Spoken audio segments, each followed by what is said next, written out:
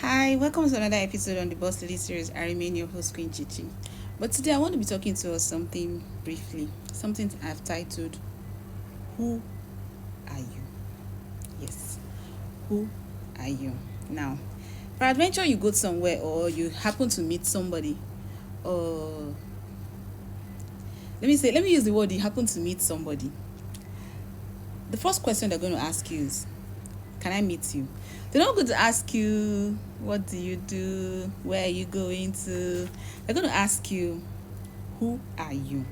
Now, let's look at the book of First Peter. Let's look at the book of First Peter chapter 2 verses 9. I'll be reading from the King James Version, and it reads, But ye are a chosen generation, a royal priesthood, an holy nation, a peculiar people. A peculiar people.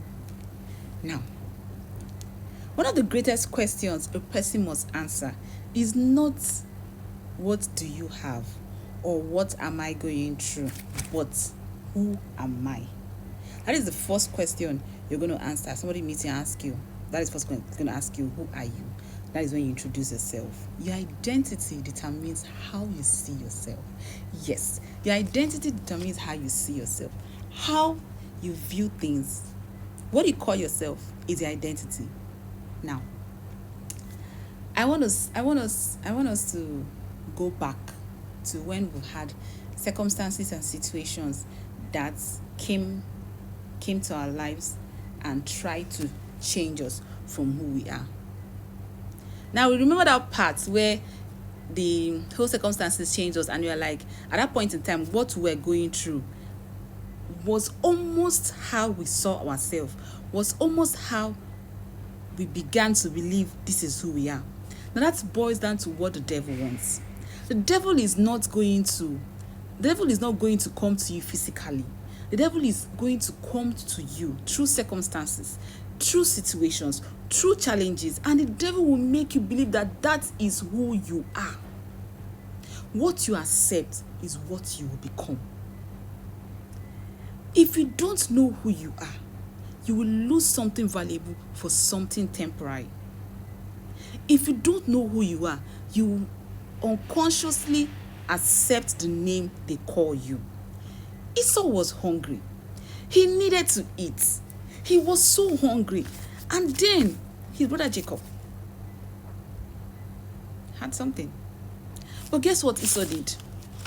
In the book of Genesis chapter 25 verses 32, Esau said, Behold, I am at the point to die. What profit shall this birthright do to me? Because of a plate of food, Esau sold his birthright. The first became the last. Just because of a plate of food, Esau sold his birthright. He forgot who he is. He forgot that he is the first. He is the pace setter of his family. He forgot that fact.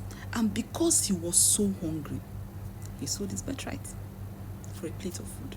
And that is what the devil wants. The devil wants you to lose something valuable for something temporary. The devil cannot come and meet you and tell you and give you something permanent. Never. The devil has never given anybody something permanent. He will take what is rightfully yours and give you what is not rightfully yours. In that thing that he's giving you is something temporary and something that will destroy you and take you away from your God-given purpose. That is what the devil wants. And let me tell you something that you don't know. The devil knows who you are and he knows what you carry. So he's going to come and tempt you and ask you if you actually know who you are. And that's what the devil did to Jesus. When Jesus went out to the wilderness to pray, the devil came there and started to tempt Jesus. And that's when he said, if thou be the Son of God, command the stones to become bread. He actually knew that that is the Son of God. The devil knew that that is the Son of God. But he wanted to come, he wanted to ask, expecting that Jesus would answer from a point of confusion. Or people, Jesus might not even want to answer or might not even know. Or might not be proud of who he is. He thought that Jesus would not be proud of who he is. And that is when he asked, if thou be the Son of God, command the stones to become bread. And Jesus asked, and Jesus answered. See, the only way to shut the devil down is for you to answer through the word, the truth of the word. And when you give it back to the devil through the truth of the word, the devil has no other option than to flee. And that is what the devil will do. He will just flee because he has been defeated. And that's when Jesus answered, man shall not live by bread alone.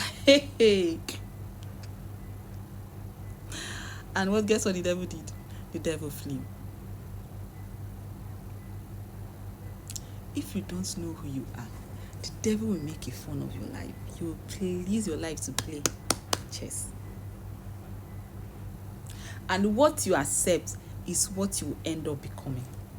That is just the truth about this whole thing. Whatever you accept is what you end up becoming. If you accept to be called barren, if you accept to be called lazy, if you accept to be called loser, if you accept to be called failure, you will end up being that.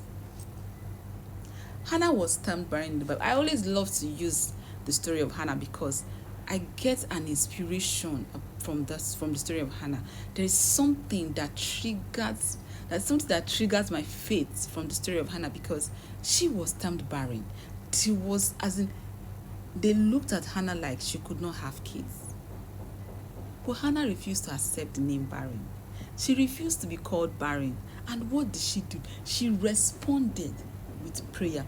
Whatever you accept and refuse to respond to automatically becomes who you are. Whatever you accept and refuse to respond back, Himalaya brothers, becomes who you are. Hannah refused to be accepted. Hannah refused to be called barren. She refused to accept the name barren. She attacked it with prayers. My God. See, that situation that is trying to give you a name, it's high time you attack it with prayers. Because if you don't, you will end up becoming that situation. That situation automatically becomes who you are.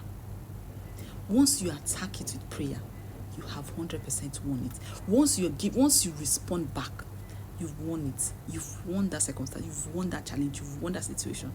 Hannah responded back with prayers. And at the end of the day, she got her testimony. Do not let anybody give you a name that is, not even let the devil give you a name that is not your name, because you will automatically become that. So it's high time. It's high time you know who you are. You stand on the word and say, I know who I am. Devil, Satan, this sickness, this challenge, who are you? And you watch that thing give you away. As simple as that. You need to talk to yourself, like you need to encourage yourself. You need to speak to yourself so that you will have the desired testimony you have, the desired testimony you need. Else, you'll still remain at that same point in time. Just that.